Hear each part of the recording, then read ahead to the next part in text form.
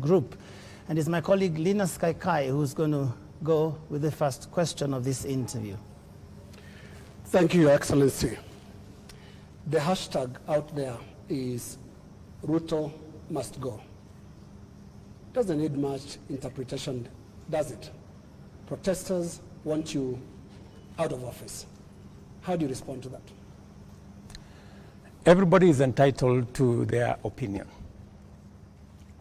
I have a job to do. We are a country of rules.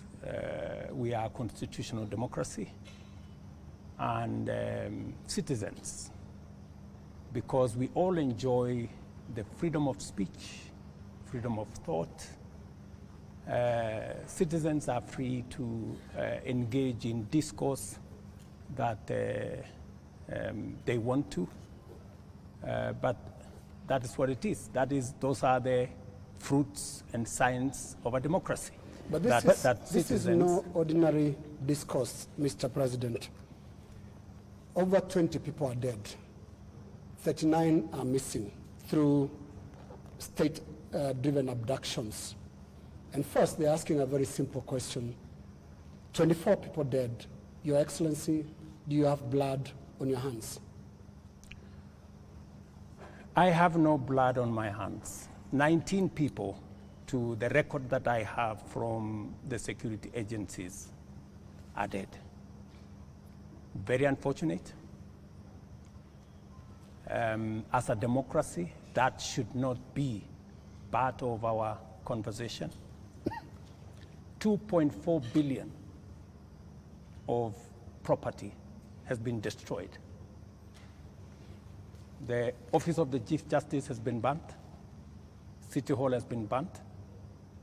Parliament has been burnt. That is the situation. Let's turn lives. Let's turn lives, Your Excellency. 19 let's people turn lives, dead. Your Excellency. We have 19 I said people 24. Dead. You said 19. Let's turn lives. And number two, Your Excellency. On abductions. Your Excellency, let's turn lives. There are people who are burying their children, whether they're 19 or 24, and they're watching now, and they want to see how you feel about the deaths. Give us your feelings, Your Excellency. Let me tell you. And we could give examples, Your Excellency. There is a 12-year-old boy, Kennedy Onyango from Rongai, whose mother narrated how his boy was basically just going to get books for his schoolwork. There is Rex Masai, who was shot in the middle of the street in Nairobi. And these are real human beings. Don't you feel a sense of responsibility for what is going on in the country? Let me tell you the following. Any life that is lost is something that must bother anybody, beginning with myself. And it is the reason why I have told you that when I came into office, I said three things. Number one, I said there will be no extrajudicial killing in Kenya. That's number one. And I have made sure that there is no extrajudicial killing in Kenya. That's number one. Number two, when I came into office, I said I want an independent police service. And I did sign the necessary instruments so that the police does not need permission, does not need authority, and does not report to the office of the president. The police operational, financial independence, I have made sure that the police don't have to ask me, don't ask anybody. They operate independently. And number four, it is true that children got into situations that they became victims of the demonstrations. What started to all of us, and I have spoken about it, I have said, the young people who have stepped forward to engage in the political discourse of their country in a peaceful manner, tribalists are a welcome development in Kenya. That I said.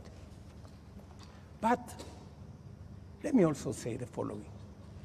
These great young people who have stepped forward to prosecute their agenda, the affairs of the country, I am certain that they did not ban parliament. Criminals and other agents who took advantage of a legitimate concern of Kenyans stepped in, went and banned the Chief Justice's office, went and banned City Hall, went and banned Parliament, and destroyed property of innocent citizens. The parents, Mr. President, So what are you telling them? These things have happened under your watch. I am telling under your watch. I am telling every parent, I have kids like they do, and I care when there are issues in town where criminals can take advantage of situations and create a situation where the police have to use rubber bullets, the police have to use live bullets in some cases, because that is what an independent police service has to do. And I am sure the police have a record and have an explanation for every incident that they were engaged in. And here is the incident, Mr. President. Just a moment. Here is the incident, Mr. President. This boy, 12-year-old, took 8 bullets into the body of a 12-year-old boy. What would you tell the mother of that boy? That boy is alive, right? No, it's not. Kennedy Onyango died. He's died. So he's the one who died. Yes. So you're not talking about the person who was shot with rubber bullets? No. No. Yeah? Shot with bullets 8 times. Let me tell you. Yeah. In Ngong, this is the situation in Ngong, right? In Ngong, there was an incident where the police were overpowered by criminals. They took a firearm from the police. They used that firearm against people. And one policeman had to shoot this fellow who had hijacked a gun from a policeman so that not to endanger the lives of more citizens. It is among the 3 people. One of the criminals is among the 3 people who was shot by the police after they overpowered the police and took the bullet and took the gun from the police and used it against innocent citizens. I cannot confirm to you that this is not the man that shot the child, but investigations are going on and we will get to the bottom of it. Mr. President, I am telling the mother of this young person that I, as president, will make sure that finally I will give her an explanation of what really happened and make sure that we bring this to a situation where, like her, like myself who have children, she too can be, her child can be accounted for. Mr. President, the Kenya National Commission on Human Rights is the one that has accounted for 24 bodies lying in morgues. And those bodies, the records show that these people either died in hospital and while undergoing treatment for gunshot wounds, or they ended up in the morgue in the last 2 weeks with gunshot wounds. 24. These 24, Mr. President, are you saying that the security agencies have told you that these 24 were criminals, that these 24 were armed, they were posing a danger to the police officers, and that is what necessitated the police to use live bullets on them? Because the circumstances for the police officer to use a live bullet is clear, even in their own code of operations. It is when the life of that police officer is in danger, or when somebody else's life is clearly in danger, and the person who's endangering that person is armed. Were the 24 armed? Did they pose a danger, a direct threat to the police? 2 things. The same Kenya Human Rights Commission Kenya National Commission. Kenya National Commission. The government agency. Yeah, the government agency. Yes. Told the nation that there was a massacre in Githurai and 20 people were killed in Githurai. Were 20 people killed in Githurai? Really? The Kenya National Commission on Human Rights does not have records of 20 people killed. No, but that's their statement. It is a statement that is public, you know. So the same Kenya Human Rights, Kenya Commission, Human Rights, National Human Rights Commission, told the country a blatant fake news falsehood that there was a massacre. This 24 is also... Let me. You ask me a question. Allow me to answer. Yes. That's what they told the country. So an organization that can tell the country without verifying that there was a massacre in Githurai. In fact, BBC, on that account, went to investigate in Githurai. And of course, you have read, BBC has said there was no massacre in Githurai. Mr. President. There was one person who was shot by the police. Let me answer. So, an organization that is as reckless as to say there was a massacre when there was none, now is telling us there are 24, the police are saying 19. We will find out where the numbers are. Okay. But that is the credibility of the organization that you are telling. Mr. President, that may well be. Let me also... My question, just on Mr. that President, issue, just so that Eric can follow up. The people who died... Yeah, that's where I'm coming. Were they a danger to the police? That's where I'm coming. Are they the criminals that you're talking about? Let me tell you two things.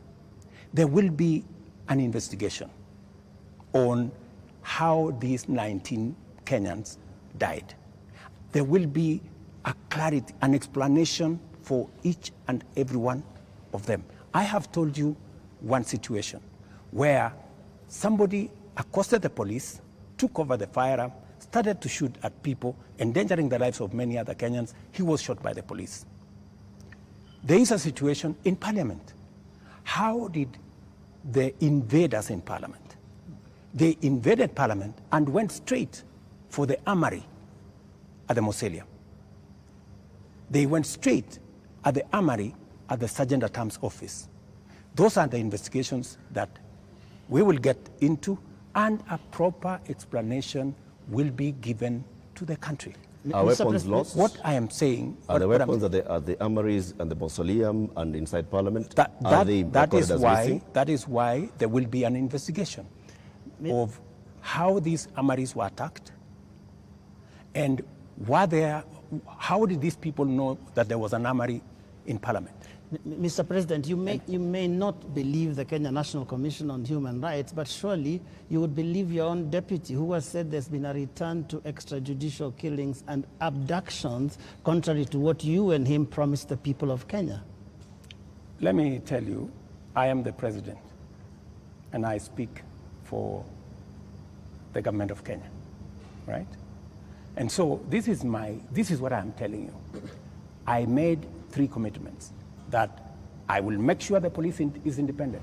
And I did that on my first day in office. Number 2, I said there will be no extrajudicial killing in Kenya.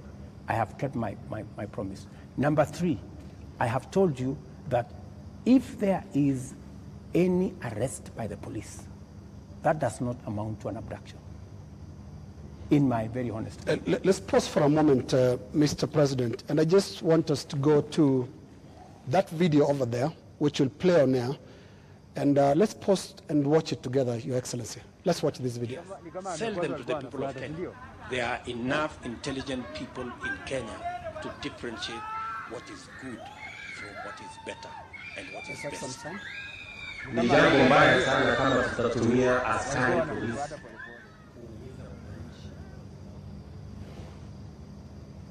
Hapo na maoni tofauti ya kisiasa. Waeleza ya kwamba these people don't understand the damage they are doing to the people and the economy of Kenya. All right.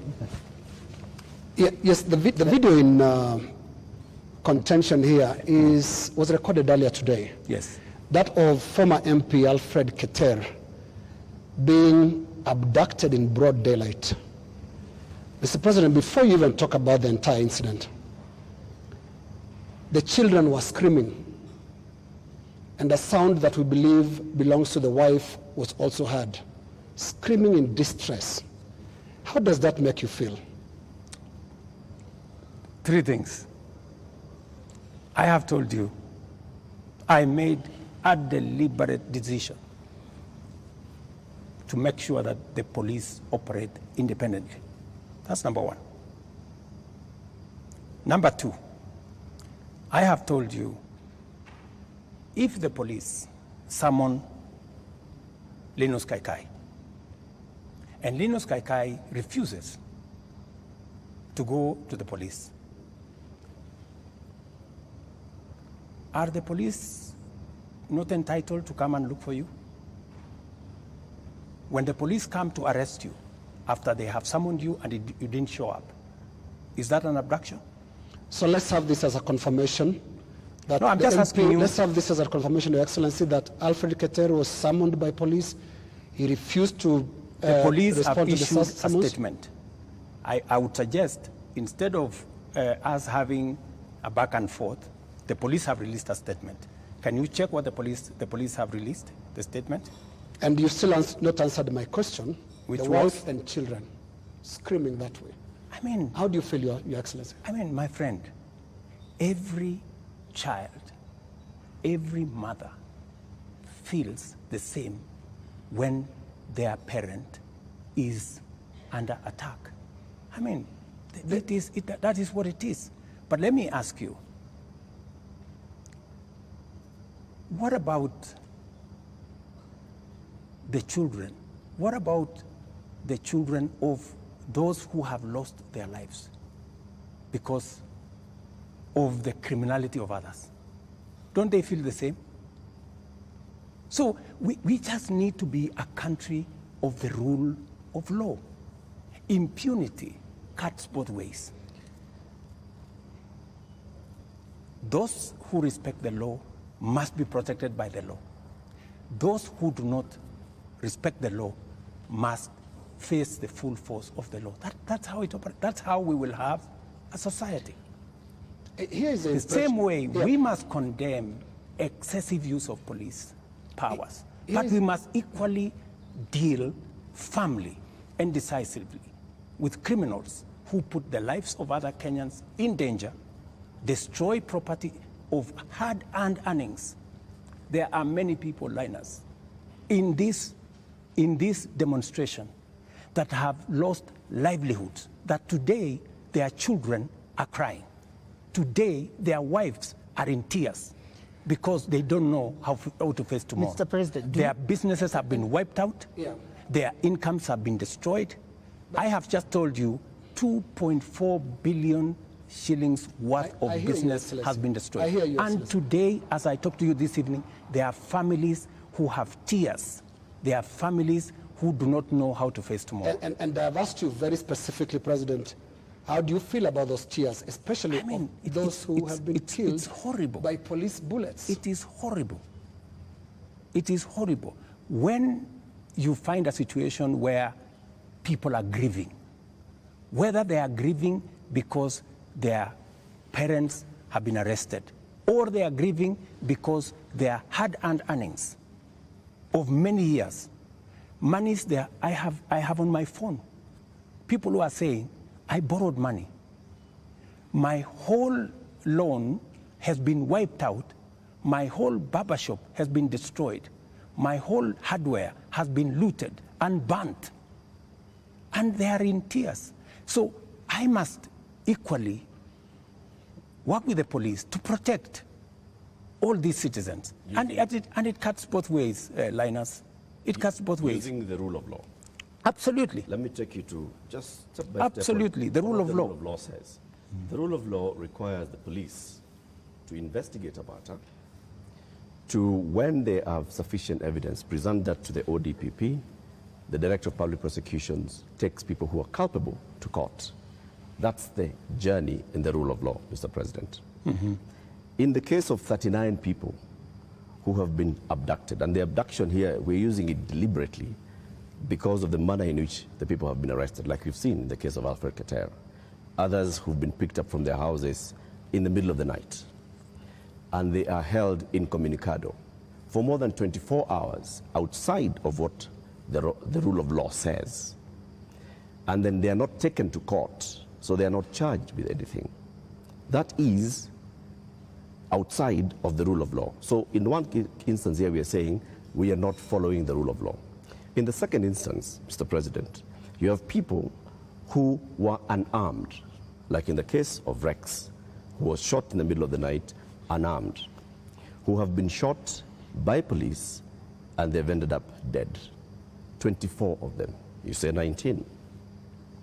That again is extrajudicial because there is no justification that has been produced to show that there was justification for the police to use the excessive force. So basically we are showing examples where the rule of law, which you promised to uphold, which you also set and said, this is what the police has been doing. And you said, Mr. President, as you took office, that the problems with the police service also are going to the top, the leadership of the police service. And you promised the people of Kenya that you're going to hold the police to account outside of the rule of law and accountability, which comes to your desk. Are you holding the police accountable for 39 people abducted, for 24 people killed, for 627 people arrested and not charged, for 431 people injured by live bullets, rubber bullets, tear gas canisters, police batons? Latif,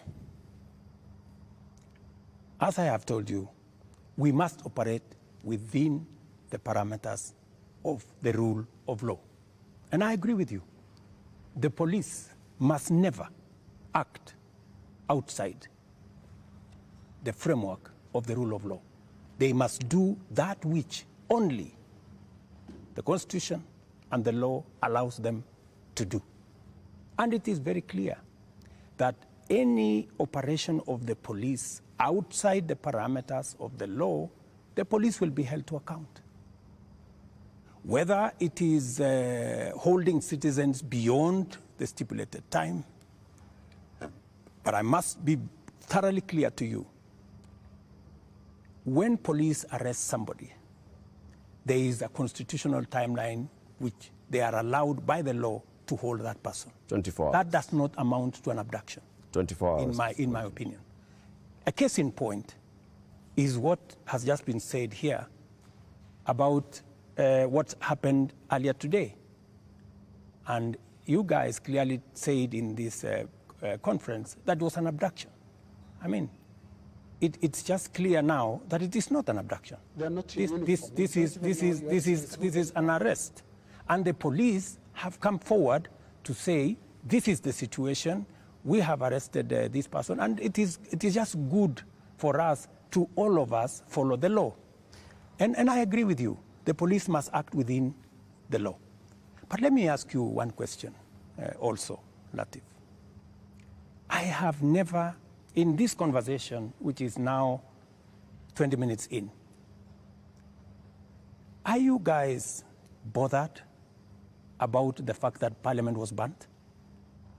Are you guys concerned that millions of businesses, of Kenyans, hardworking Kenyans, were destroyed? How do you feel? But it all How do you feel? It all happened under your watch, Mr. President. No, but this is at the end of the day, this is why we are saying you sought to keep us safe. We must be even. You know, we must be even. The police have a difficult job. They have to make sure the peaceful demonstrators are protected. But they also must make sure that the criminals, and when you say criminals, you know, when I said the other day criminals, many people took offense that I was calling the demonstrators criminals. That's not. Families of the dead, Your Excellency, that is not. That's a lot of offense. Family of Rex. Rex was killed in a week when the protesters were very peaceful. The first week of these protests were peaceful. We saw protesters carrying placards and water bottles. Water bottles. Rex was killed on his way out of work. Let me. How do you feel? I mean, let me tell you when they hear you say criminals. I mean, are you telling me Rex is the one who burned Parliament? But Rex died without breaking anything. No, I'm just telling you. He died before. Rex There for are nothing. criminals Yeah. who infiltrated and caused mayhem. And in fact, some of the criminals are actually harmed. They actually harmed the peaceful protesters. Many of the peaceful protesters, they lost phones. They were attacked. In fact, some of the peaceful protesters were attacked by criminals, including a clear example of the one I have explained to you, that they overpowered the police, took the gun from the police, and started shooting innocent people. So we must deal with this situation globally. Mr. President. I feel for Rex and the mother. This should not happen to any child in Kenya, especially when they are engaged in a peaceful demonstration. Mr. President, the concern I've heard from the young people, because I've been speaking to a lot of them, and they said they haven't heard you. In the two statements, actually there are more now because you have spoken in other settings apart from the two addresses you gave. They haven't heard you address them. They haven't heard you talk to these parents. They haven't heard you acknowledge that there were people who were shot by police in circumstances that did not warrant that. Are you saying you haven't seen anything that bothers you about how police responded to these protests? I am very, and in my first statement, I clearly said that innocent lives were lost. In my second statement, I said the same. There were innocent lives lost. But also equally, as a person who is responsible, I must think about those who are suffering because they were innocent, but I must also be concerned about those who are suffering because criminals cause them immense harm. And that is the balance that I need to be able to lead a country. I must protect everybody. I must protect the protesters, and I must be concerned about their lives. I must also protect innocent people who become victims of criminals who take advantage of a peaceful, democratic process that goes on in our country. Do you feel that you protected all those people in the last couple of days, whether it is people who have businesses, whether it is Parliament, whether it is the people who lost their children? I did my best. If I hadn't done what I did, things would have been much worse. In fact, many people ask me, Mr. President, why did you call in the army? I mean, what choice did I have? I mean, it would have been very reckless of me in the face of the kind of harm people had gone through, the 19 lives that were already lost, in the face of a burning Chief Justice office, Parliament, and the rest of it. I mean, it would have been very reckless of me not to mobilize every arm of government and every arm of our security agencies to protect the country and to protect lives. You acted as Commander-in-Chief. You also acted as President, Head of Government, and the person who took the sword and promised to protect the people of Kenya. You chair the National Security Council, which brings in the head of the police, the head of the intelligence, the head of the military, and cabinet secretaries in those dockets.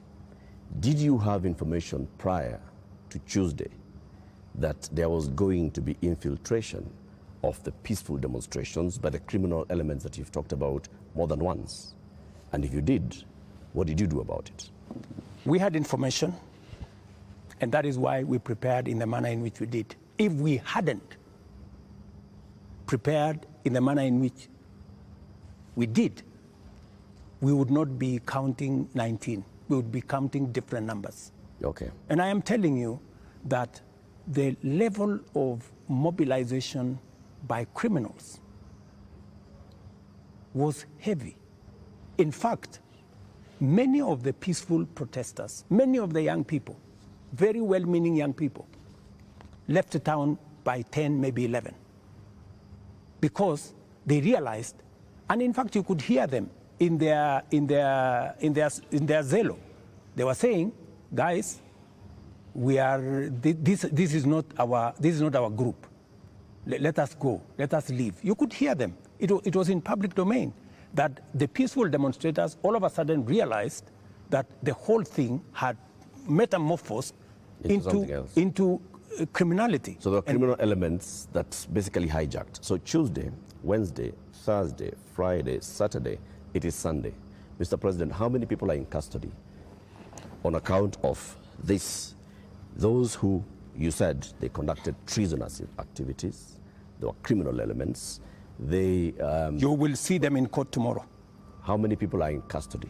You will see them in court tomorrow. The police know what I have a, you know, a ballpark brief by the police that they have enough people. They have actually, because in Kenya nowadays, you cannot commit crime and get away with it. Those who attacked Parliament are on CCTV. Those who attacked the judiciary are on CCTV. Those who attacked everywhere, those who destroyed people's shops are on CCTV. Many of them are on the run, but we will catch them. Similarly, Your Excellency. Are the funders Similarly, Your and Excellency. financiers in custody? Similarly. To your question, so the police are at it, because if we don't deal with impunity, we will not have a country. Now, similarly, Your Excellency, you speak of them, protesters being on CCTV. Not the protesters, I'm saying the criminals who attacked Parliament. Right. Now, every policeman also, without uniform, conducted an abduction, has also been captured on camera. Those who captured Shad Kiprono were captured on camera. Those who captured Alfred Keter today were captured on camera. And a number of other such incidents. Similarly, so that because I can hear you balancing. Yes, that's correct. Yes, are we going to see action against the killer cops, or were they doing what you are saying you had to do to prevent this from being bad? Any killer cop who went beyond what is provided for in the law, action will be taken against them. But to your question, are you telling me, Linus, that a police officer becomes only a police officer when they are in uniform? No. Police officers can identify themselves even when they are in civilian. So, and when a police officer comes to you and says, this is my ID, I am police officer, you are under arrest for the following reasons, that is legitimate. You cannot tell me that because they were in civilian, then what they did was wrong. And you know that's not what they do. And that's not what they did to Alfred Keter or Shad Kiprono. Were you there? We have the CCTV footage. It's there. I would suggest, Linus, that we be fair to the police as well. Mr. And I have given you my word. Any police officer who does anything beyond the provisions of the law know the consequences. Just as any citizen who also participates in actions that are outside the law, they also know the consequences. And it is our responsibility to make sure that security agencies act in accordance with the law. As citizens, we act in accordance with the law so that we can have a law-abiding, rules-based, rule of law-based country. As things stand now, Mr. President, are you satisfied with how the police handled this whole matter? I think the police have done the best they could. If there are any excesses, we have mechanisms to make sure that those excesses are dealt with. Let's wrap it this way, Your Excellency, on that topic. You have absolutely no regrets about the abductions and no regrets about the killings? Those are your words. Those are not mine. They're also your deputy's words. Don't put words in my mouth. They're also your deputy's words, and he's part of your government, because it's so scary, Mr. President, sitting there and telling the whole country that from this moment on, we should not believe what your deputy tells us about the state of the nation until you speak. Yet we all thought that you're part of the same government. Don't inject my deputy into this conversation. I think it is not fair, since he's not here, to tell you in what context he said whatever he said. I think it is not proper to discuss the deputy president here, and he's my deputy. Please let me deal. But have you asked him that you had a press conference? Let me deal with the issues as they are now. I think being personal and going that direction does not help. I wish this was personal, Mr. President, but it's a really serious national issue that right after you spoke, your deputy told the whole world that he was informing us that extrajudicial killings and abductions had returned to this government that he's part of. How surely can that be personal, Mr. President? I am sure that if you interview the Deputy President, he will answer that appropriately. You haven't asked him? You can take it from me that extrajudicial killing will not be part of an administration that I run. I can say that without fear of any contradiction. Yes, in the interest of moving this conversation forward, Your Excellency, I want us to look into the last 2 extraordinary weeks that this country has had. Protests that you called tribeless and some of your aides called leaderless. But protests that are led by young people who are unhappy with how you've run this country for the last just under 2 years now. But the question they have as they look at you and watch as you speak today, Your Excellency, do you get it? I get it. Let me tell you, my good friend Linus, what we are facing today is not a product of 2 years. What we are facing today is a product of many years. We've had a problem, a youth bulge, a demographic challenge as a nation, which we have ignored for very long. For the first time, I have decided that I am going to be deliberate, I am going to be intentional on tackling the challenge of young people and unemployment in Kenya. First time, there is an administration that thinks about the young people. Let me give you 3 examples, maybe 4. Well, let's keep it within the 2 weeks, please. No, it's okay. It's the 2 weeks. Yes. But don't look at the 2 weeks in isolation. The young people we have in the street did not happen in the last 2 weeks. They were not born when I became president. They were not jobless when I became, they did not become jobless when I became president. But I want us to... These are young people who over the years, we have close to 4.5 million young people who are out of school, out of college, with degrees, certificates, diplomas, without jobs. And that is why I have done 4 things. Number 1, when I pushed the housing program, it was not about the houses. It was about the jobs. Today, as I talk to you, Linus, we have 160,000 young people working in different parts of Kenya under our housing program. In Mukuru, here in Nairobi, and I challenge you, Linus, to go there tomorrow, there are close to 4,000 young people working who were jobless. Number 2, I have a whole program on digital jobs. I was in Ruto now, with the MP for... just allow me. Allow me to interrupt you. No, allow me. There are risks on both ends of this interview. No, you told me about Your Excellency the young people. Talk about the last 2 weeks. The young people are saying, you don't get it. You don't understand what they're talking about. Now, what is the trigger here? They're saying there was this conversation about the finance bill that your government, until the other day, could not listen to anybody. It's not about the housing project. It's about listening. They are saying yours is not a listening presidency, and yours is not a listening government. How best can I listen to the young people of Kenya if I am not addressing their issues? And that is why I want to tell you, Linus, these young people, what is their biggest issue?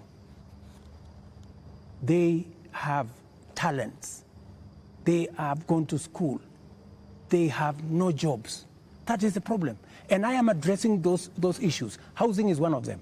Digital jobs is another. I was in Ruto with Simon Kingara, the MP for Ruto, launching an ICT hub that will is actually hiring already 5,000 young people.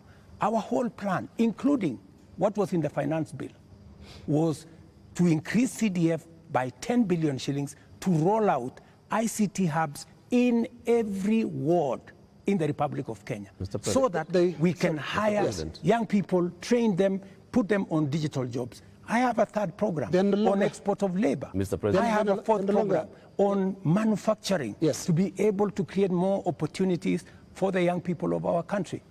And we want to inform you, they're no longer just talking about things that can be done to them as a demographic. They are looking at the big picture. Finance bill brought them out. And when did they come in? They came in after all public participation forums were not listened to. Kenya Association of Manufacturers spoke to the parliamentary committee, same thing, and said this is a bad bill. Association of Insurance spoke to the parliamentary team, this is a bad bill. We had a big conversation on national television, this is a bad bill. You did not listen. You had a meeting here with your UDA MPs, and at some point told them to pass it as it is. And until the last week, that was the first Tuesday when the protests were there, when now you offered to some amendments. They're saying you're just not listening, and it's not about them, it's about the big picture issues, and we'll come to them, including the question of corruption, which is not really a youth thing. Indeed, Mr. And just to add on to that, Mr. President, respectfully, been more Mr. President, I just want to come in your analysis. I just want to add on to that, Mr. Because I want to add on to because that. let me just finish it, Nilo. It's the same question. It's the same question. Mr. President, if you went into all the X spaces where the youth are speaking, if you looked at the demonstrations and what they were saying, the placards they are carrying, none of them has talked about we don't have jobs. None of them have talked about the housing jobs are not enough for us. None of them have talked anything about what you have mentioned. So it's not that they are not seeing about the jobs. It is beyond that, Mr. President. And respectfully, I want to put it to you that you're not hearing what they're saying. In fact, they only had after the protests, after all those things you described, that's the time that you came and said, I have listened. Let me tell you the following. The rejection of the finance bill, and this goes to what Linus has said, that we didn't hear anything. Let me tell you, the process of a finance bill, in fact, you know, many people believe in Kenya that the finance bill is an invention of William Ruto. It is not an invention of William Ruto. The finance bill is an instrument that has been with us ever since independence. Only that we have made it much more transparent. Only that we have brought out more to the public.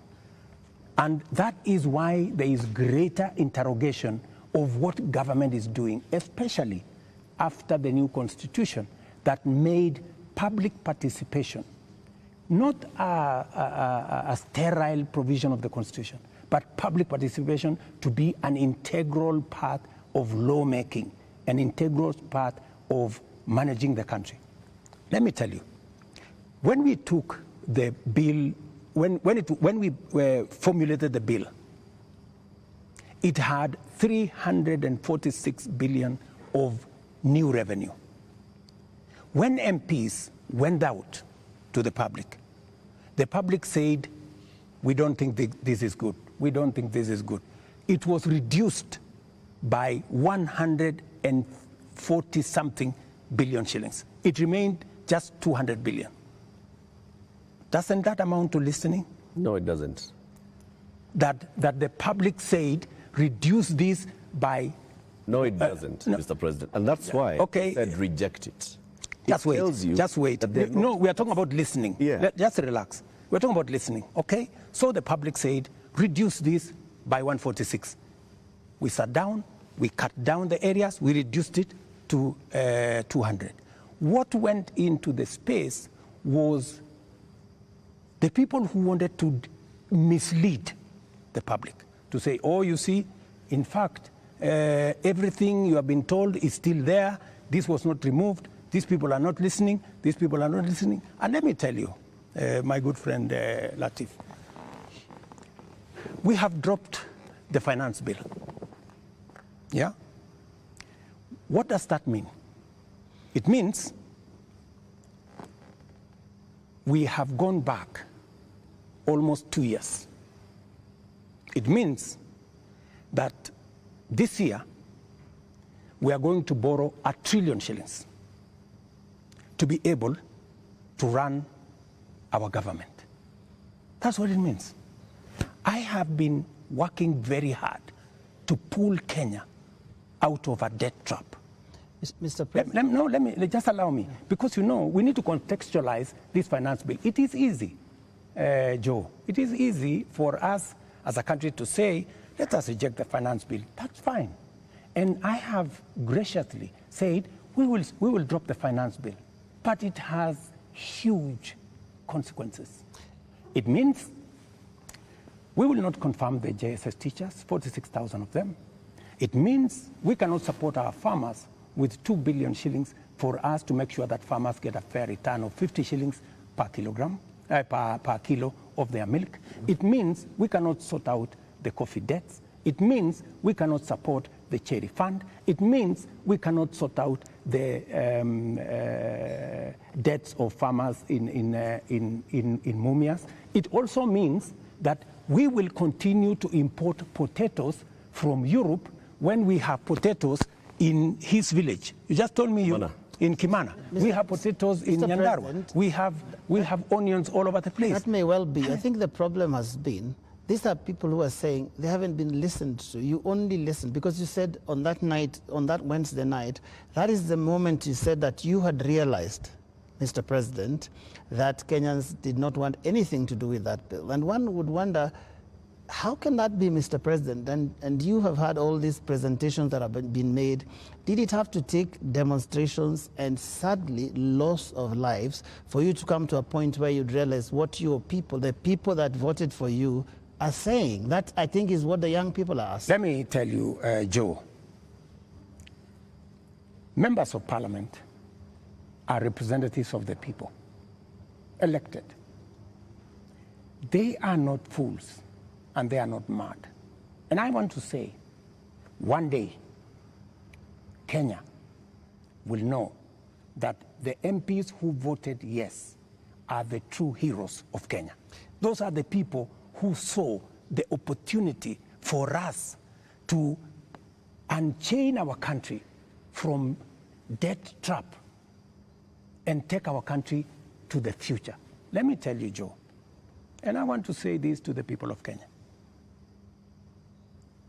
that my plan was to make sure that in the next 3 years, maximum 4 years, we have a balanced budget, where Kenya is not the country where we are today. Let me tell you, gentlemen, and I want to tell the people of Kenya the following. We are in a very difficult financial position. This is something that the people of Kenya must understand, and that is why I am happy that we have a crisis. This crisis will help us be candid and speak to each other properly and contextualize where we are. We raised this year 2.3 trillion from our taxes. Of that 2.3 trillion, 1.1 trillion went to debt financing. 1 trillion went to salaries. What did we do? We had to go and borrow to pay the counties. We had to go and borrow to fund our education. We had to go and borrow to fund. Now, the funding gap we have done with the finance bill going down is that instead of borrowing 600 billion, we are going to borrow 600 billion plus 346 billion. That is close to 1 trillion. And let me tell you, my good friends, and I want us to be honest with ourselves. This is not how a country will get to a status where we are proud of our nation. This is not how we are going to.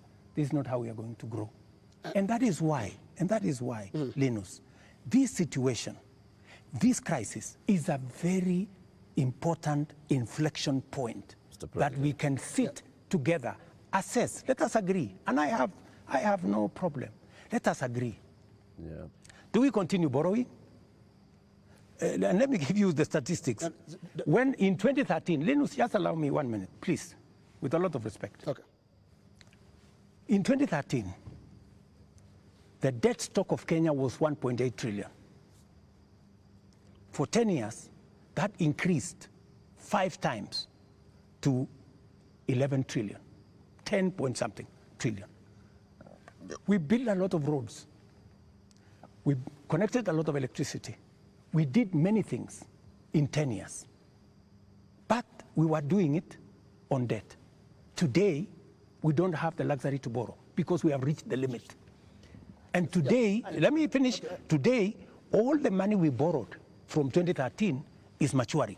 That is why the biggest challenge that we have as a nation is that we are spending 1.1 trillion every year of taxes we collect from ordinary Kenyans to pay debt, and not the whole debt. That's interest alone. Yeah. Interest principal comes to 1.8 trillion this year. So, my good friends, and yet you want to tell me, William Ruto, don't collect domestic taxes. Go borrow more money. No, Mr. President. That's not what they're saying, President. And What is the alternative? yeah, and I just wanted to come to one. No, what is the alternative? Just help me there. Yeah. Because there are only 2 things you can do. Either you raise money from taxes or you borrow, period. There is no magic here. There are Kenyans, Your Excellency, right now who do not listen to all that.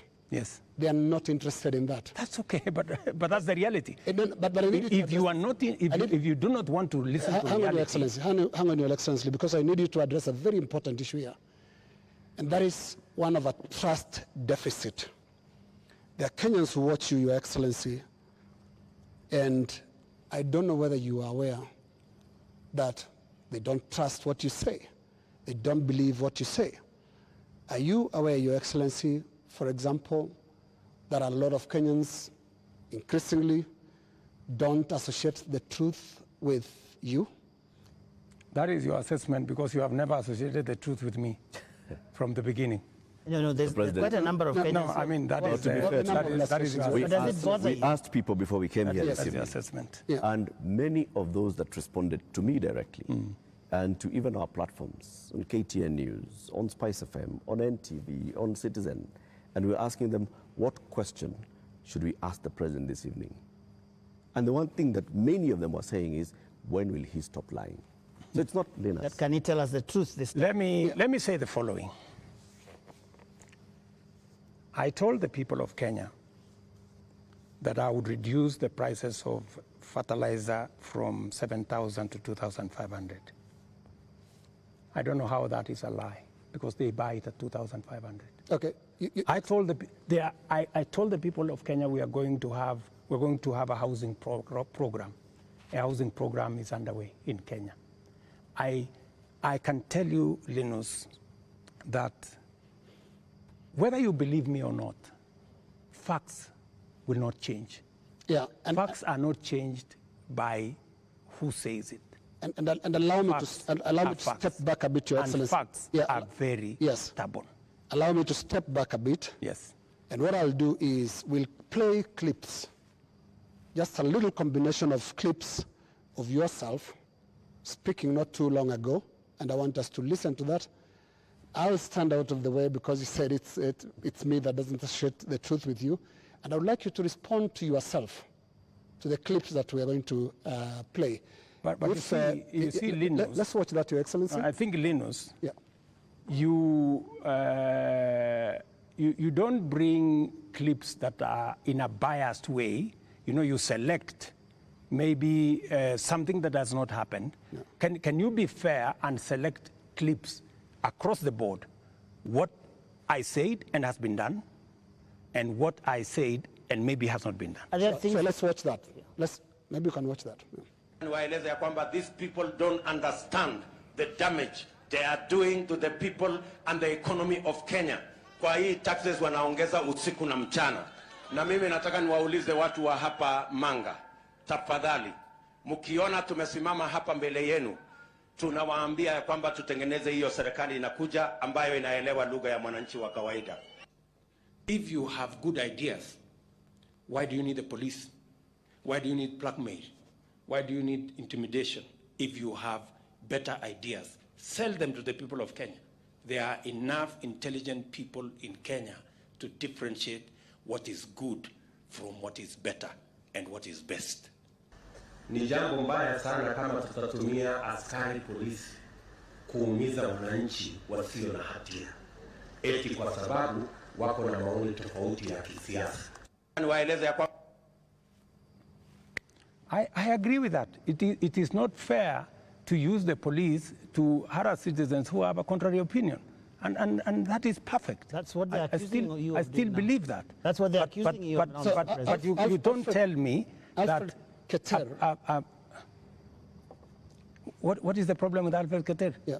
Alfred Keter, no, it's not a contrary opinion. I mean, the police have said why they arrested him. It is not because of me. I didn't give any instructions. I didn't even know what was going on.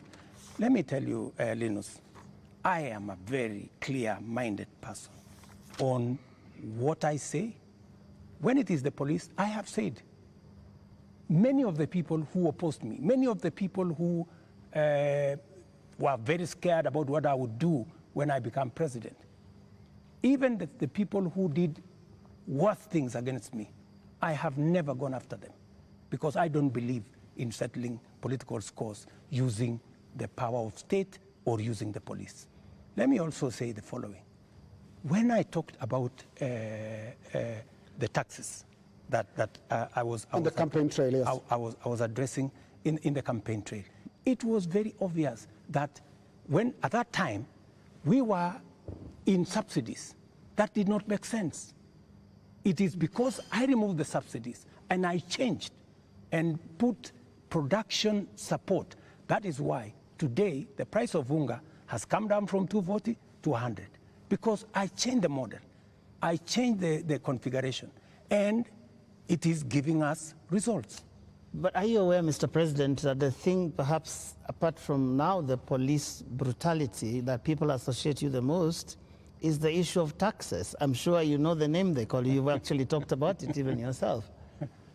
This guy that they want to come down. Let me tell you, my good brother, Ageo. When I came into office and I assessed the situation, and it was no longer possible for us to borrow money, I had to be honest with the people of Kenya. I had to tell them we have two options, right? And even as we imposed taxes, we explained, we made sure that there was adequate, elaborate public participation on what it is that we were trying to achieve. And let me tell you the following. I have done the best that I could globally. Today, our country has tremendous respect from many quarters globally because of what I have done. I have raised the profile of our country.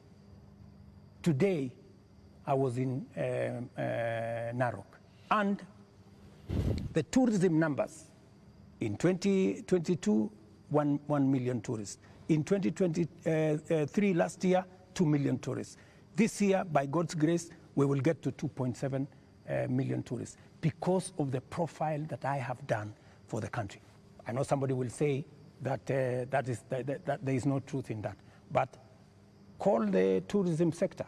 They will tell you themselves that all hotels in Kenya today are operating 80% upwards, which is a new phenomenon in Kenya.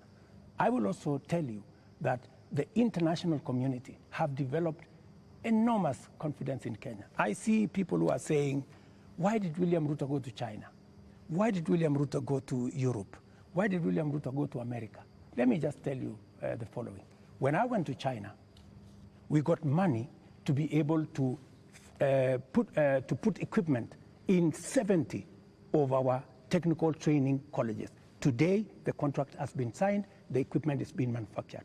When I went to China, we got money to build Bostock Dam that has been waiting, that will serve the counties of Bomet and Kericho. When I went to China, We got money to build, we got 30 billion shillings to build roads in Nyandarua, in Kirinyaga, in 8 other constituencies in Kenya. That's why I went to China. When I went to America, we got a $1 billion facility to be built in Naivasha that is going to be the biggest data center in Africa, funded by UAE, working with Microsoft and Kenya. When I went to the US, we also agreed Kenya became the only country in Africa that is going to benefit from the CHIPS Act, where we will be manufacturing computer chips with other countries.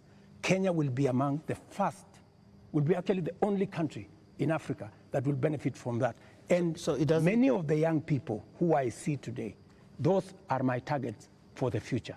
So it doesn't bother you that there's this tag on your head as a president who has overtaxed Kenyans, and that the sufferings that we are going through is because of excessive taxation that you have imposed on Kenyans? That is what I was asking about.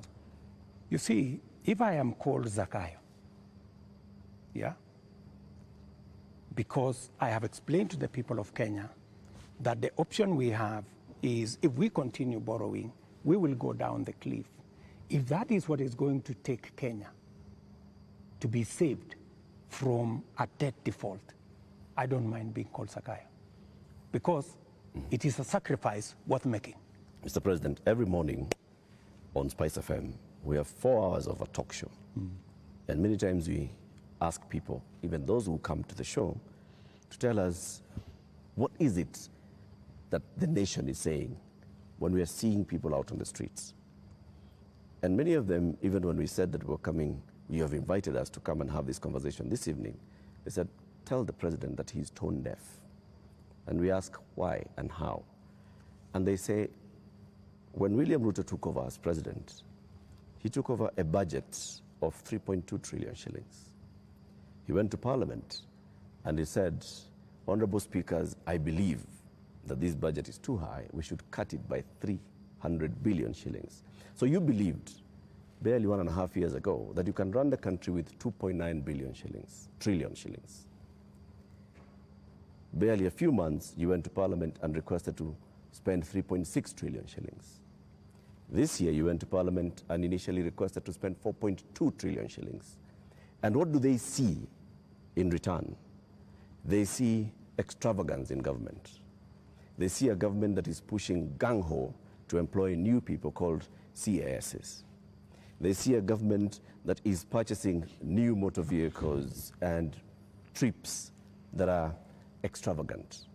They see opulence with those that are close to the president appearing in public carrying wads of cash. They see condescending attitude from those who serve in this government when they're asked, why are you spending? And they respond the way they respond. Your advisors speaking the same. And so they see a government where the president is telling people, we are going to live within our means. We are all going to tighten our belts. We have austerity. They end up with their children not going to school because for months JS teachers are on strike. They end up with, right now, 91 days where clinical officers have not been to work. 91 days, Mr. President. We ended up with intern doctors going on strike for weeks because the government says it has no money. We end up with people going to the hospitals and there's no medicine. We end up with people who are being told that we don't have money to pay salaries, or we don't have money to pay salaries and also having development. Yet, they see all this extravagance and opulence from those in power. You are tone deaf, Mr. President, that's what they say. Well, I guess that's why we must have a conversation. That's why we must have a conversation.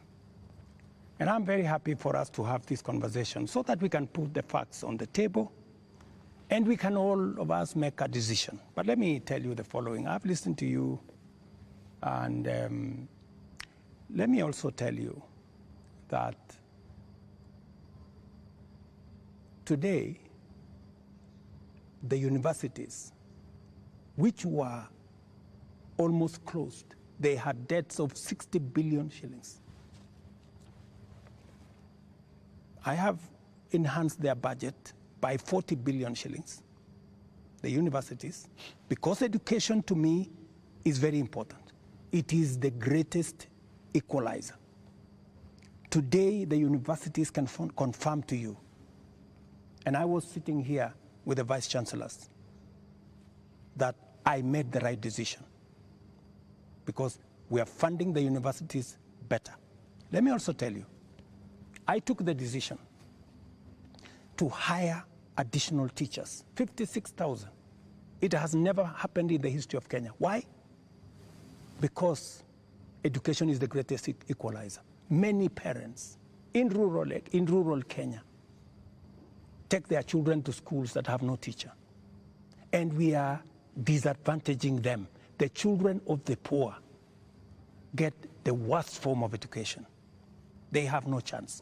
I decided, because I said it is bottom up, I decided that I'm going to put more money in making sure the child of every Kenyan has an opportunity to be their best by giving them the correct education.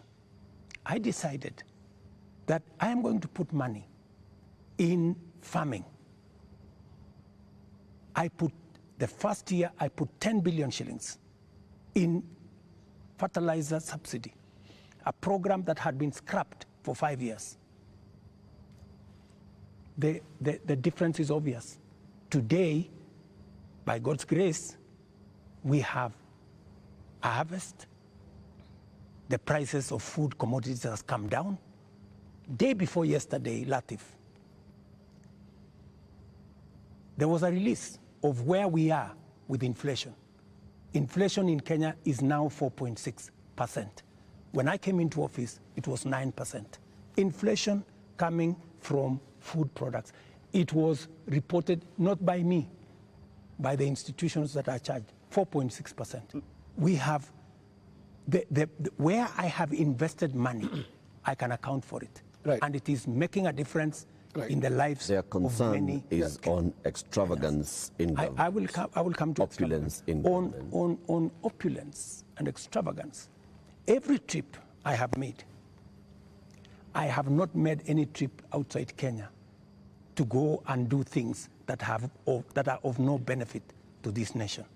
I can account for every trip that I have made outside our nation, whether it is on projects or programs or investments, or even the profiling of this country to put it in good standing for us to attract investment. In fact, the Nairobi Stock Exchange, which was almost closed, was rated the best in the world.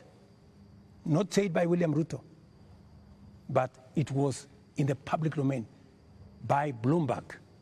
If you don't believe me, believe Bloomberg. Mr. President, So I have done what I could for the country. But let me finish opulence. Questions. Let me go to the opulence. And let me be very clear that the display of insensitivity is a statement that has come to me, and is a sentiment that has come to me, and you will see something very different going into the future, whether it is coming from my staff, whether it is coming from this office. And I know people have raised issues of CAS, for example.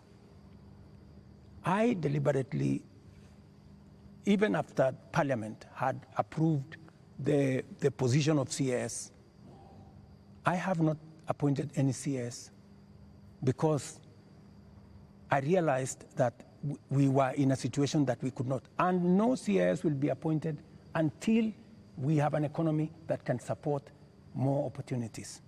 I know citizens have said that there is no need for the office of the First Lady or Second Lady. Third Lady. These are offices that were there.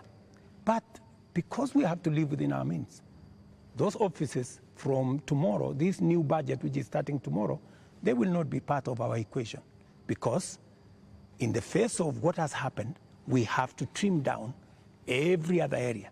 And in fact, not just those, many other spaces are going to be trimmed down to reflect the new reality, especially after the finance bill was taken down by myself when I said we take this down. We are going to cut our cloth. We are going to cut our coat, the size of our cloth. We're going to reduce money going to counties. We're going to reduce money going to the judiciary. When I came into office, the judiciary was getting 18 billion. Today, they are getting 25 billion. But it was because I believed in the rule of law.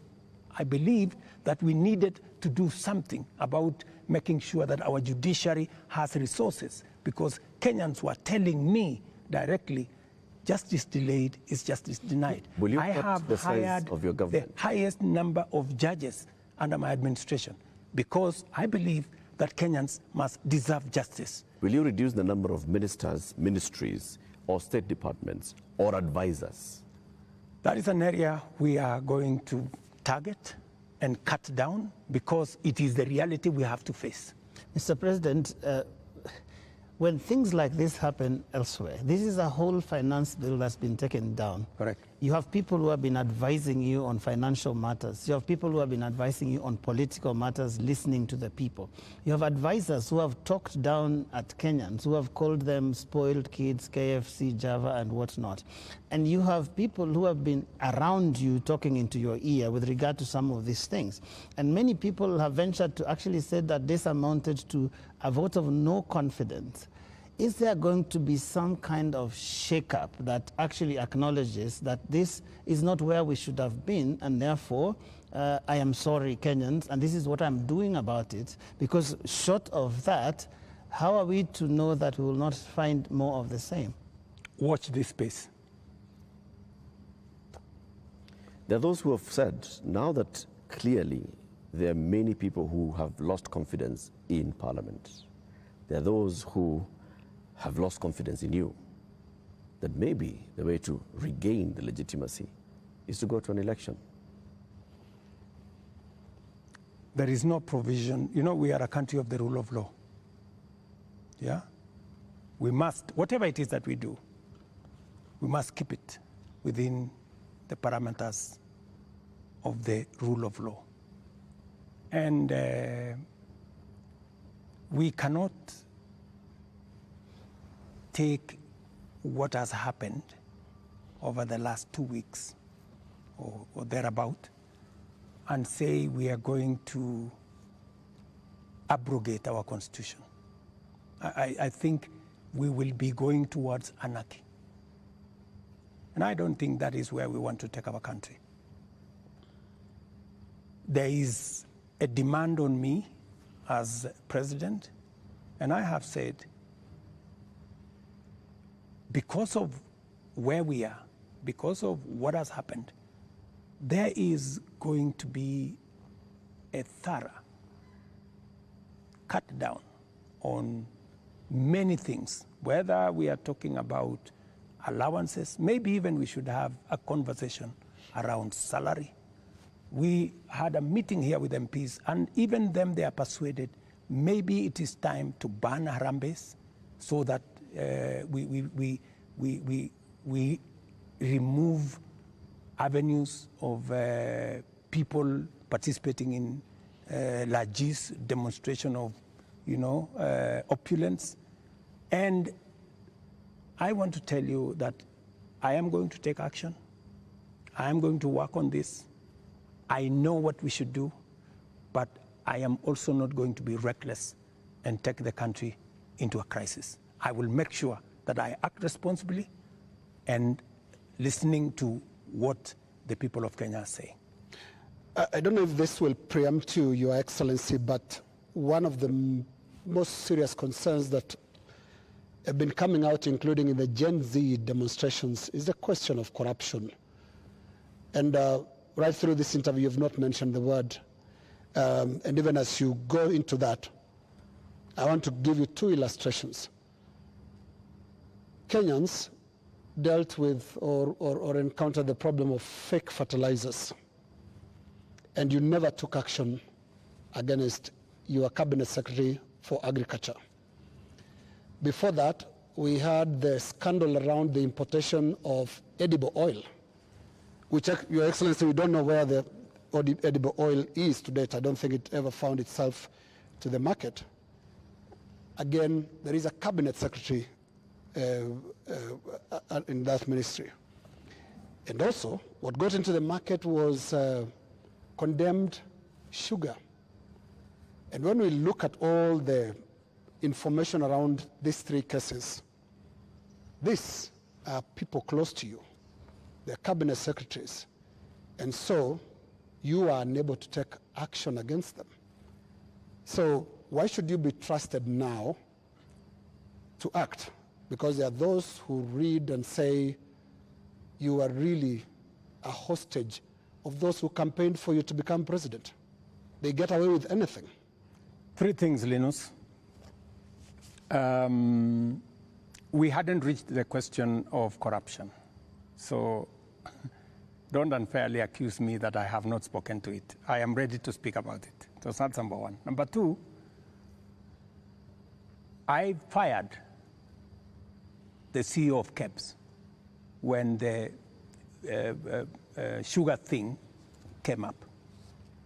Number two, on fake fertilizer, the minister, Mithika Linturi, was taken through a process in Parliament.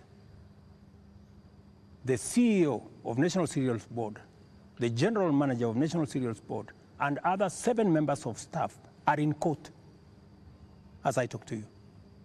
The people who signed the contract, they are in court. You spare big fish and roast the small fish. No, let me just finish. Yeah. Because I need, Linus, I am a fair person, and I am a believer in the rule of law. Even though I may not like you, but I must respect that there is a due process. The moment, we will have a minister who is charged in court, meaning there is evidence that they have participated in crime. Believe you me, I will take the action that is necessary. But if somebody is taken through a process and that process comes out without an indictment, I mean, surely we must give somebody the benefit of doubt until it is proven. But, and the fact that the CEO, general manager, and all the people that were there who actually evidence was found have been arraigned in court. Isn't that a step in the right direction? What a political responsibility. What a political responsibility. Let me finish. And then number 3, the other one you asked me was edible oil. The people who are involved in edible oil, I fired them, and they are in court. We have a new management in Kenya National Trading Corporation. In fact, we've just hired a new management for the Kenya National Trading Corporation. So those are actions that I have taken.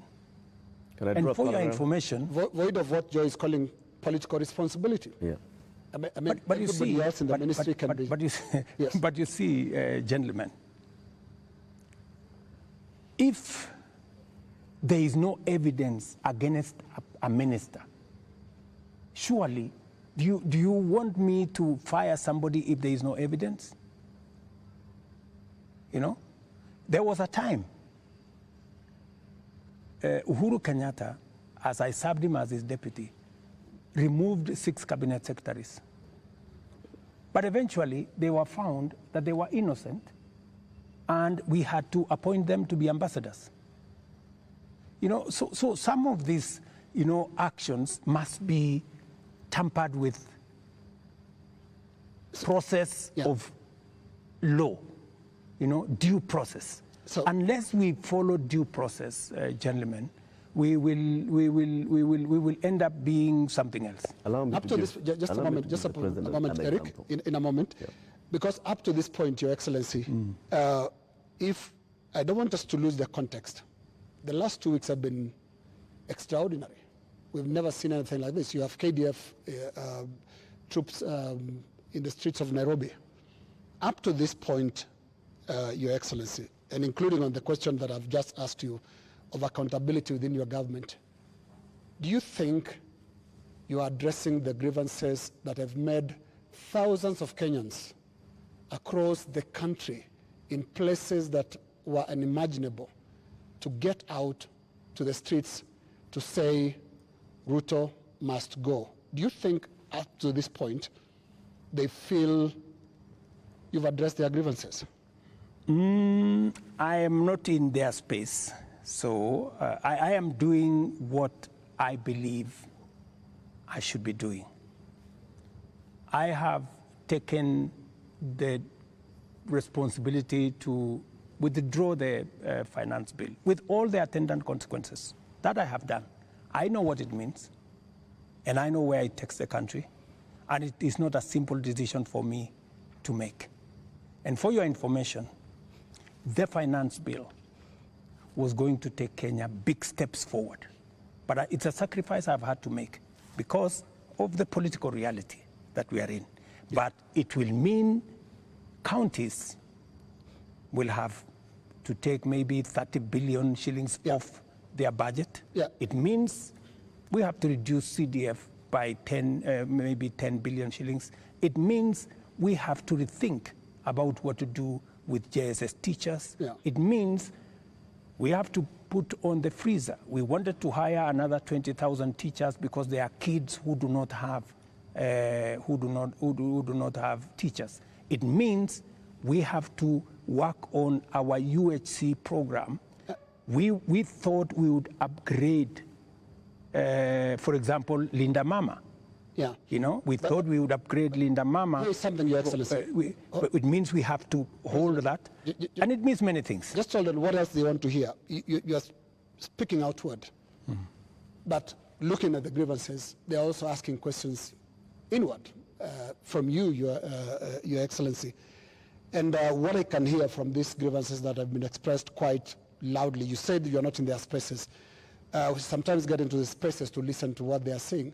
And all they're saying is, you cannot be, for the next 3 years, the president that you've been for the last 2. So what is that you're going to change about? That's why Linus. Yes. That's why Linus. That's why we are here. Of course, it's not going to be business as usual with the kind of reality we are faced with now. It has to be different. Do you regret anything at all? What you should have done better? What your people would have done better? Well, maybe there are things we should have done better. We should have communicated better. I think the biggest problem we have, even with the finance bill, because the finance bill has great things for Kenya. The finance bill says we shouldn't be importing potatoes from Europe. The finance bill says we shouldn't be importing onions or eggs from Europe. The finance bill says we should be growing our own industries. We should be manufacturing diapers in Kenya. We have 10 companies doing that. We should be manufacturing all those things in Kenya. We should be expanding our manufacturing capacity. That is what finance bill was talking to. But I am sure we will recover that when we have explained. The biggest challenge that I regret is that we didn't communicate better. Maybe we failed in explaining to Kenyans what the finance bill was all about. Because I promise you, if I am given a chance to explain to the people of Kenya what was in the finance bill and what the finance bill would have done for this country, every Kenyan would have agreed with me. But my regret is that they would say you were here, Mr. President. They said you would have explained. We didn't explain ourselves better.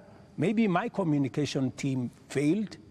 Maybe I'm sure my communication team failed. Our communication architecture did not deliver, did not get the message out to the people of Kenya.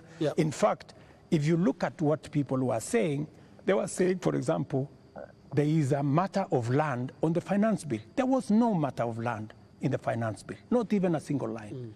And it is on that basis that people rejected the finance bill and many other things that were not in the finance bill. Now, communication is about words, Mr. President. Let's go to the deeds, because when you see what Gen Zs are doing, for the first time in the history of this country, we've had protests on the altar of the Holy Family Basilica, because the young people of this country are telling you the political culture, which you've been part of having politicians speak in church, converting the platforms into, converting the pulpit into campaign platforms, must end.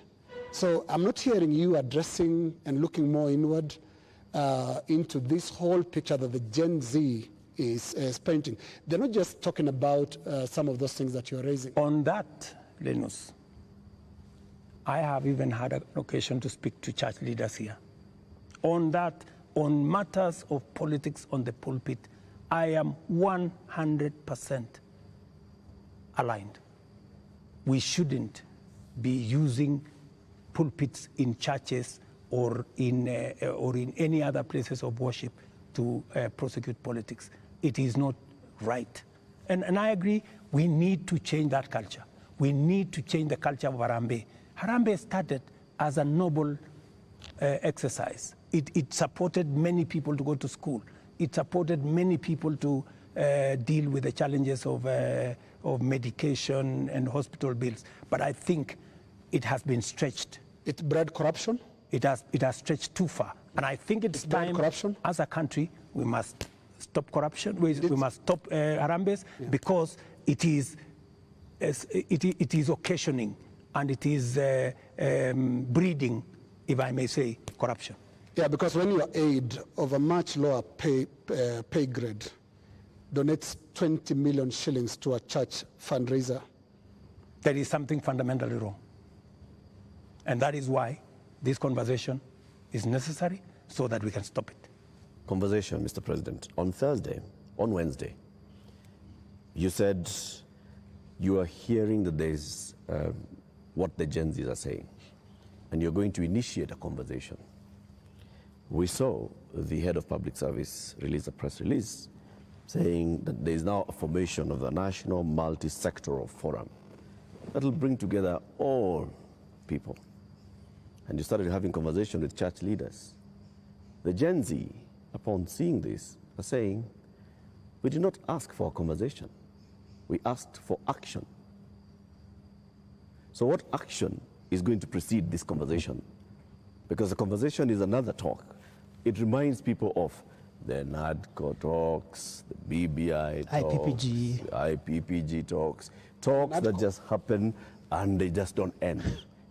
And people are saying, we want action, Mr. President. We will participate in action, in conversations maybe later, but for now, Mr. President, yes, what's the action? I promised that I will engage the young people.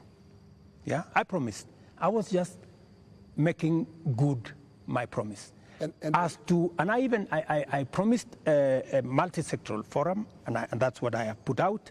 I also promised that these are some of the topics I want us to discuss. I want us to discuss debt. I want us to discuss taxation.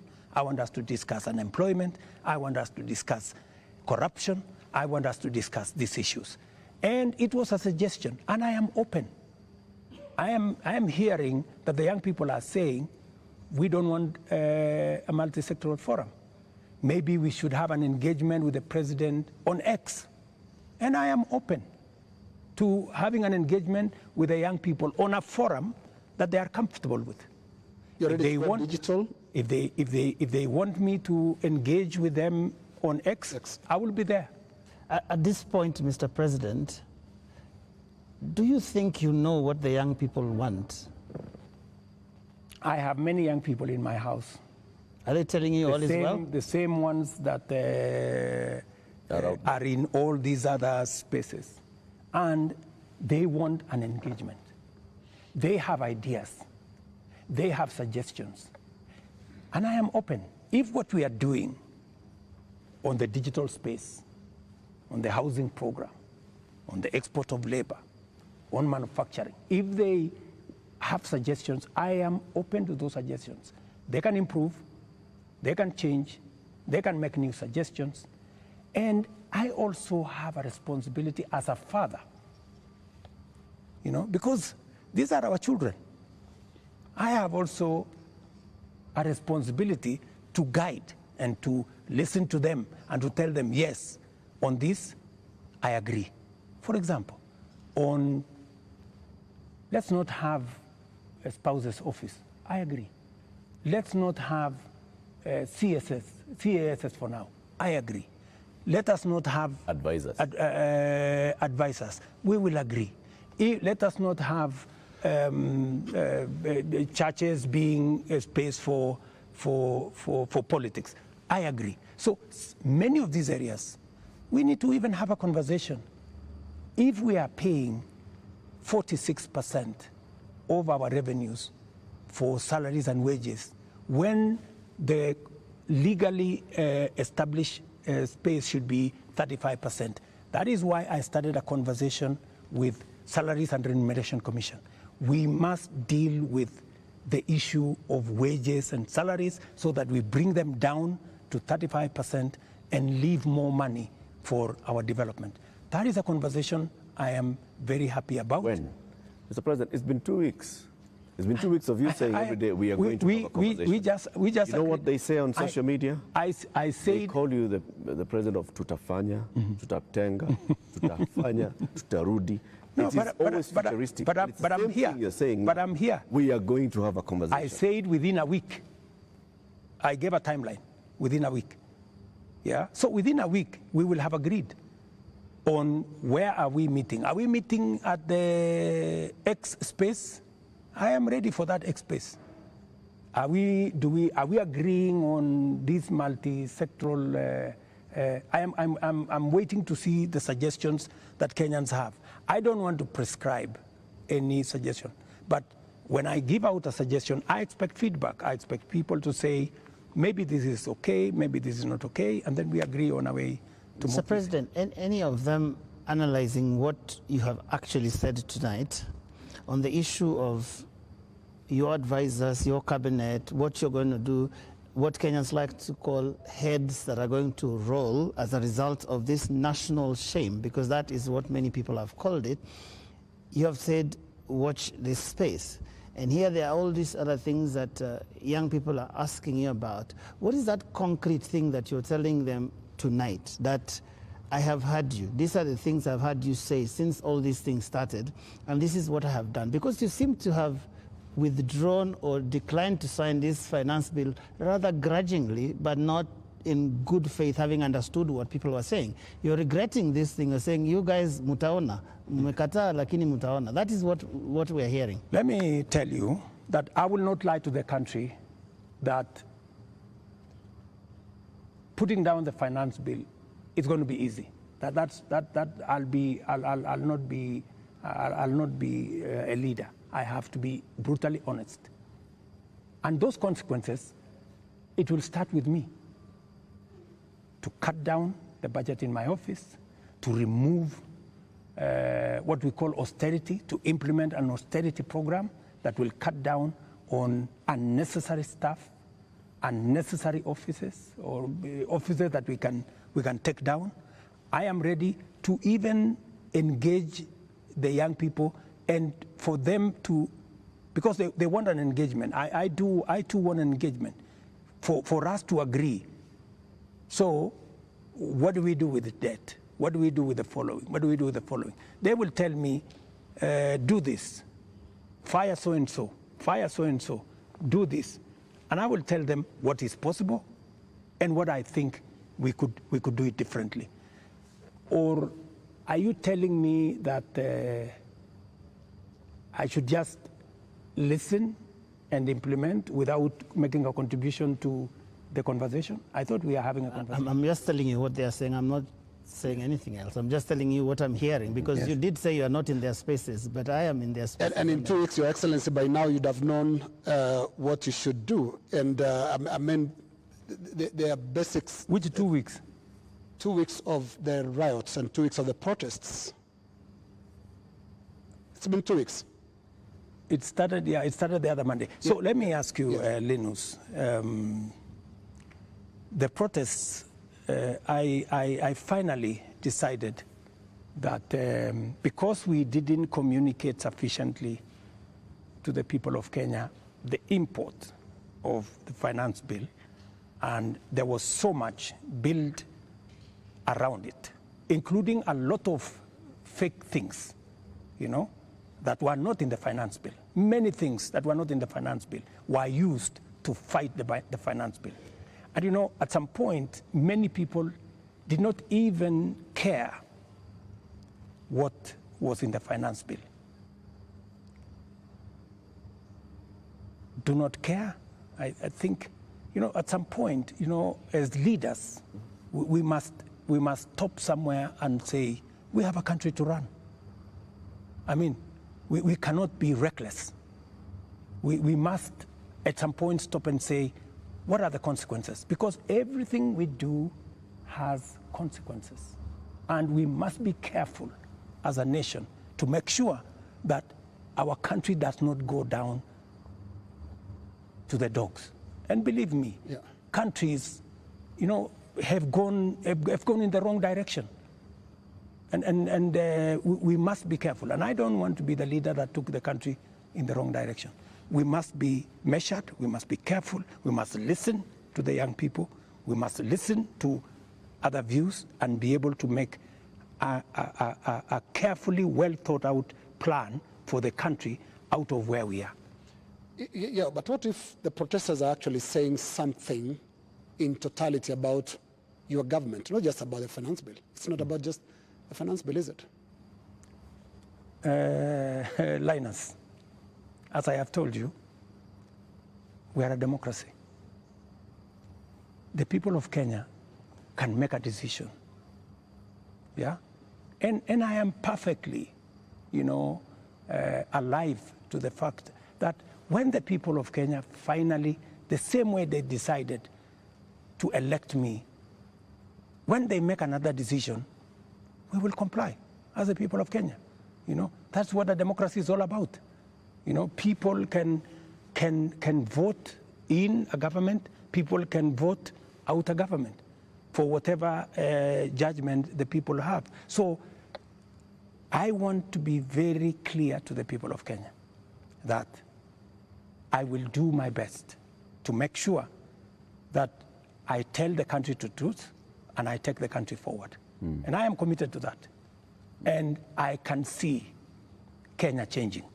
If I had managed to pass this finance bill, Kenya would not be the same. We would take this country to the next level.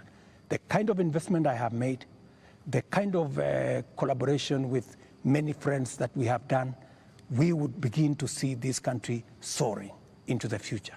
But all is not lost. Maybe we have taken one step back. Sometimes maybe it is necessary to take one step back to be able to take many steps forward. And that is my thinking of this situation.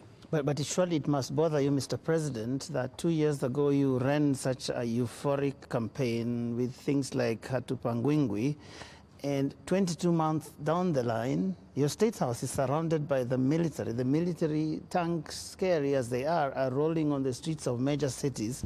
And as we sit here today, people are saying Ruto must go. Surely that is such a fast slide. There must be something that causes one to pause and say, how did we get here? What happened here? And one would have expected an earth-shaking statement tonight that tells the country, I get it. Something has shifted in a major way in our country, and I'm also shifting as your president who's listening, and this is the new direction things are going to take. Let me tell you, Joe, I came into office at a difficult time. Yeah? We have a combination of coming out of COVID. We have a serious drought that hit our country. We had interest rates that went up everywhere. We went into a very difficult situation. What did many countries do? Many countries went and defaulted. And I don't want to mention countries because it's not right to mention. But almost 8 countries in Africa went down. Many people expected Kenya to to be among the 8. But believe you me, I have carefully managed the economy of Kenya. Kenya is not among the countries that have defaulted. If anything, we have running programs in Kenya. We have a whole housing program that is running. We have a whole digital program that is running. We have made changes in our education. We've hired more teachers. We've made sure that we have a new funding model for our universities. We have supported our farmers. We have reduced the cost of living. We have done many things, even in the context of all the challenges that we have had. I am telling you, I came in, and I believe I'm the right person to be in this space when Kenya is in a difficult position, because I believe I am the person who can sort out the challenges that faces Kenya at a point like this. But when the public and the protesters, the Gen Z, some of who actually formed the base of your election campaign, are telling you, we are disappointed, you've not delivered. Hashtag Ruto must go. What do you tell them? Let me tell them the following. Good friends, the young people of our nation, my sons and daughters who supported me to win the election, I hear you. In fact, I saw, I think it was on your headline, a gentleman from my village who was saying, the president has let us down. Many children in this village are not getting jobs locally. That is why they are going abroad. Little did he know, my good friend from my village, that the children, the 500 of his colleagues around our village, are actually part of my plan on export of labor. They have actually, I intentionally supported them to leave the country because we got them jobs outside Kenya. So I am telling the young people of our nation to be patient. Our housing program is rolling. We will be hiring more architects, we will be hiring more engineers, we will be hiring more professionals to support our housing program. In the next 2 years, we will have 300, maybe 1,000 people working in that space. Be patient. We are sorting out the challenges that are facing our digital space. We are rolling out our digital space. Young guys, by the end of next year, God willing, we will have a digital hub in every ward in Kenya, because we have already started that process. Every TVET in Kenya today has an ICT hub with young people monetizing their talent. I want to tell them we are full speed into manufacturing. That is why we're saying we're no longer importing clinker, we're no longer importing steel, we're no longer importing clinker, we are no longer importing furniture.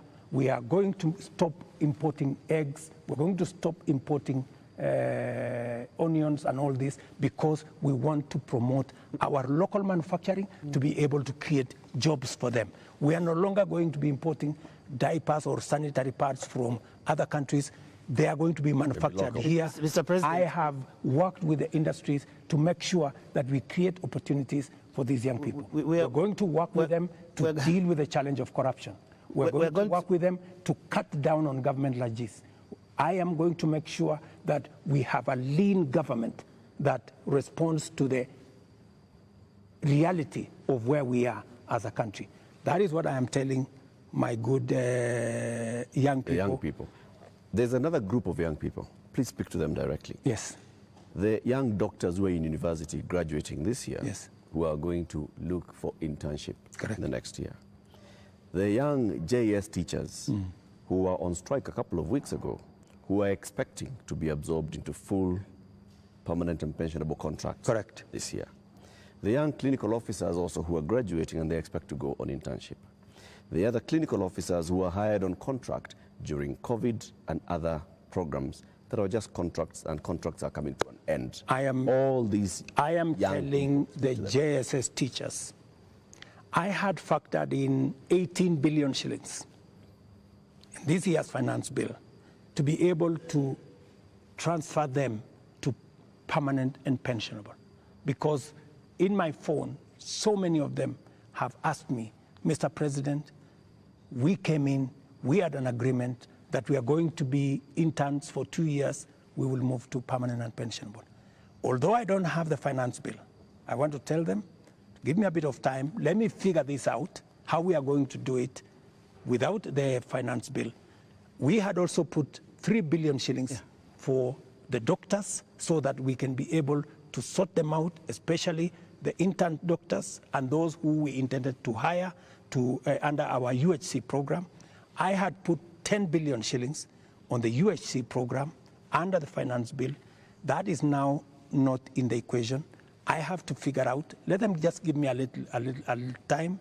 I'm going to figure it out again because I know and I feel and I made a commitment to them that we will do this. So even in the absence of the finance bill, and even as we cut down on expenditure on many other areas, it is still my commitment that we will see what to do with them so that the job they are doing in teaching our children, in treating our people, do not go to waste. Mr. President, we're almost winding down this, but have you noticed that those young people, they actually have worked out the things that they believe you can take out and still be able to do the important things? Because you seem to have this elaborate plan, and I'm wondering where their views will fit in, because you seem to have this all worked out, but they probably don't want all those things. That is why they have figured out. That is why, you know, part of what I told you, Joe, is communicating, you know, and I hope this time round I find a medium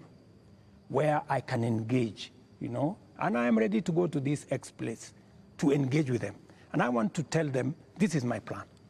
Okay, tell me how I can make this better. Tell me this is not good enough, you know, change this. Because I have seen some of the demands they have made. They have said that don't hire CASs, and I agree with them. They have said remove the office of the first lady, the spouse of the second lady and all that, and I have agreed with them. They have said a couple of things that we already are in agreement. They have, of course, said some of the things, abolish the office of women rep. I've seen they have also said we should reduce the salaries of MPs to 200,000 or something. Some of those things are things that are not in my power. Those are the things that we need to do a whole of society, a whole of nation approach, so that if we are bringing down salaries from 1.1 trillion to 700 billion, that is something I am willing and I am ready to start with my own salary, going down to salaries of others, so that we can all live within our means. Your Excellency, we're now going to our final questions. And my final question will be about the protests and the deployment of KDF, which you did a few days ago. Now, the Gen Z, millennials, and the online Kenyans that are organizing these protests are promising to be back on the streets on Tuesday. What should we expect on Tuesday when protesters, peaceful as some of them have been, turn up on the streets of Nairobi? Do we expect them to be chased away by the Kenya Defense Forces? First, the Kenya Defense Forces will not be on the street. They only come as a last resort. If the demonstrations will be peaceful, I promise you, the police will be there to protect the demonstrators. But the police will also be there to make sure that the criminals, the fellows who come to burn offices, the fellows who come to loot property, will also be dealt with. That is my commitment. We must all operate within the law, and that is what it is. My final question is on the elephant in the room, the elephant in our budget, public debt. Candidate William Ruto responded to a question during the debate, and he said he's going to commission an audit of the public debt. President William Ruto last year responded to the same question and said it's important for us to audit our public debt. Today's question is when? Public debt is actually a public document where we are as a country. The 10-point-something trillion of our debt is in the public domain. But I am prepared for us to put in forensic experts as part of this exercise so that we can all appreciate, yes, this is what we owe, and then agree, how do we pay? How do we deal with it? In fact, I was in Korea. In fact, Korea, when they had a problem of debt, the whole nation came together. And people contributed gold. Others contributed many things because they wanted to pay their national debt. Maybe we will need that conversation once we are all clear that this is public debt. My question, Mr. President, is when? As soon as we finish this conversation, once we have agreed that this is the way we are going, I will institute the necessary steps to make sure that that debt is audited and it is made public for Kenyans to know this is the public debt. And I'm sure it will not take a month for us to be able to know, what is Kenya's public debt? And then we can take it up from there and go forward. Mr. President, my final question is about your cabinet. Given the things that have happened, given the questions that have been raised about fertilizer, about edible oils, about sugar and all of that, tonight, can you look Kenyans in the eye and tell them you have full confidence in the cabinet that is currently helping you to run the country? The cabinet that I have maybe could have done better. That's not the question, Mr. President. Maybe could have done better. I'm answering your question. Okay. Yeah? Maybe, unless you have a better answer, allow me to answer. No, I just thought my question was specific, but you can that's go what ahead. I'm saying. So maybe my cabinet would have done better, right? And I am going to do a soul searching on how we need to move forward. All right. Thank you very much, Mr. President, for your time. Ladies and gentlemen, that is where we end this conversation with the President tonight. My colleagues have been Lena Kaikai from Citizen TV, Royal Media Services, and Eric Latif representing KTN News from the Standard Media Group. And my name is Joe Ageyo from NTV. Do have a lovely evening.